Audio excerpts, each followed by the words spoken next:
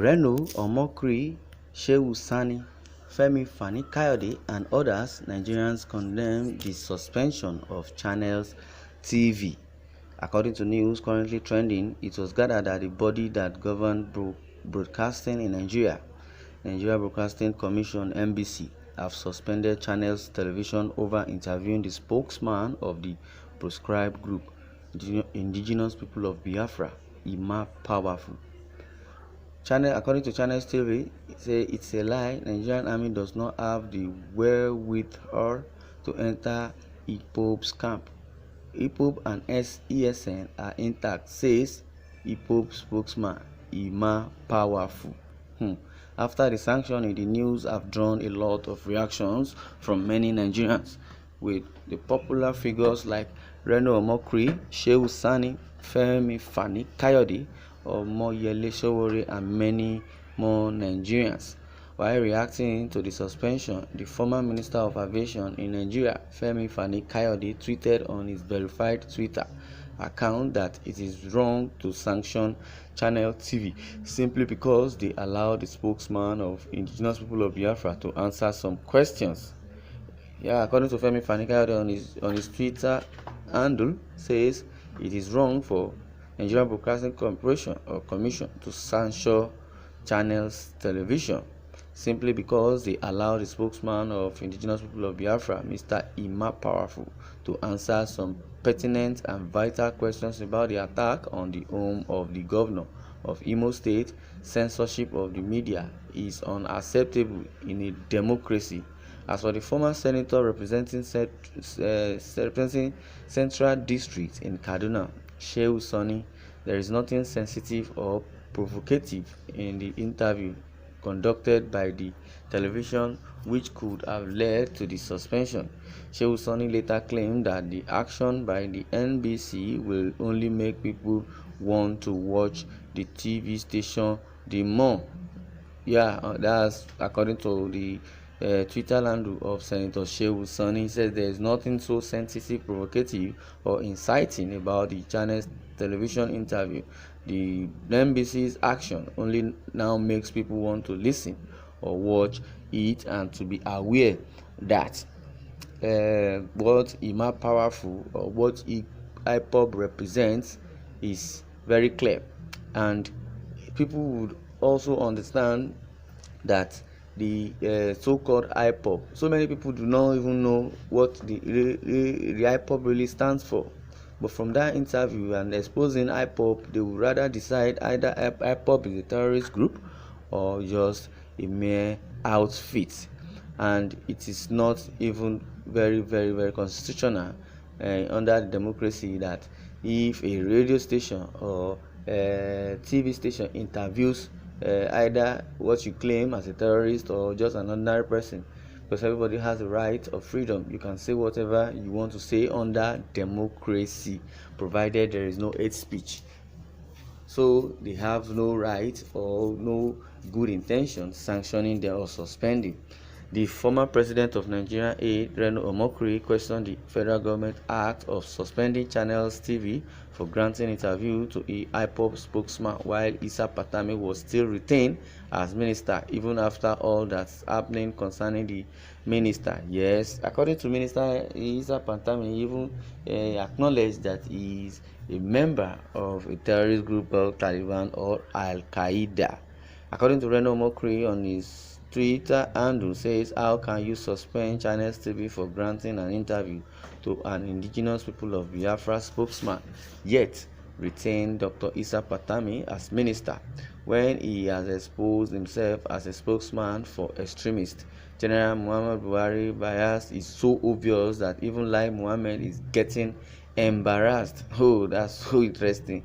Lai Mohammed has been informing Nigerians wrongly, or let me put it that way, that has been misinforming Nigeria, is even embarrassed on this issue.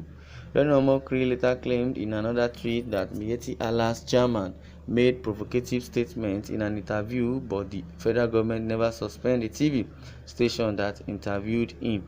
Yes, even Miyetti Allah even claimed even the chairman, they claim the attack on Governor Autumn. Nobody was even sanctioned, nobody was arrested, nobody was suspended, and they are still working freely. That is to tell you that the federal government is biased, and I believe it's not even Buhari that is doing this thing, but all blames will go to Buhari because it's the president. We have the cabals, we have the northern agenda in among the federal government.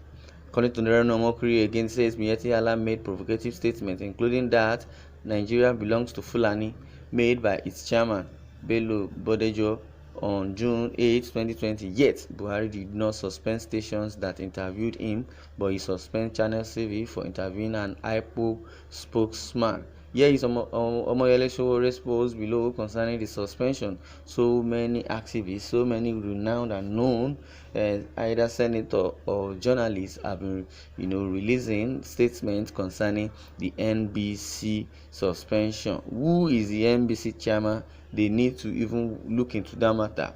And constitutionally, you are not supposed to suspend such radio except you are working under sentiment or bigotry or nepotism. Somebody says, according to Omoyele Sowore, says this is what they want Nigeria to become, a place where the media can't conduct its simplest task of hearing from both sides in a conflict. Shame on NBC. This suspension against Channel TV will not stand. We stand for freedom of press and freedom of speech. Yes, that's what they want. They want to Fulanize this country or give it a bad name, like what is happening in the north. You can't air your opinion. You can't even protest or air your opinion about justice.